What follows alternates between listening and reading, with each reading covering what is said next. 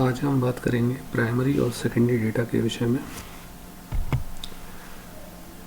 Data collection research process का एक महत्वपूर्ण भाग होता है। डेटा को हम कलेक्ट करते हैं बहुत सारी इंफॉर्मेशन और रिकॉर्ड्स के लिए, जो कि ज़रूरी होता है रिसर्च को कंडक्ट करने के लिए। डेटा जो हम कलेक्ट करते हैं वो होता है प्राइमरी या सेकेंडरी।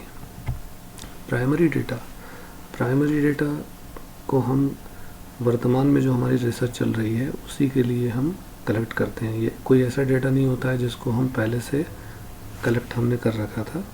ये इसको वर्तमान रिसर्च के लिए ही कलेक्ट किया जाता है। प्राइमरी डेटा ज़्यादा टाइम और ज़्यादा कॉस्ट भी लेता है कलेक्ट करने के लिए। प्राइमरी डेटा के जो सोर्सेस हैं वो हैं ऑब्जर्वेशन मेथड, जिसमें हम ऑब्ज़र्व करते हैं चीज़ों को। इंटरव्यू मेथड, जिसमें हम अपने रिस्पोंडेंट्स का इंटरव्यू लेते हैं। आजकल एक मेथड और भी है, ईमेल सर्वे मेथड, जिसमें हम ईमेल सेंड करते हैं रिस्पोंडेंट्स को। क्वेश्चनर मेथड, जैसा कि आपने देखा होगा कि क्वेश्चनर होती हैं वो भरने के लिए दी जाती हैं और उसको रिस्पोंडेंट्स भर के देते हैं। एक होता है सर्वे मेथड और एक है case studies method. Secondary data जो होता है ये इस तरह का डेटा हुआ जिसको पहले किसी ने अपने रिसर्च के लिए कलेक्ट किया हुआ होता है। ये काफ़ी ऑथेंटिक माना जाता है और इस तरीके का जो डेटा होता है उसको काफ़ी कम कॉस्ट आती है कलेक्ट करने में।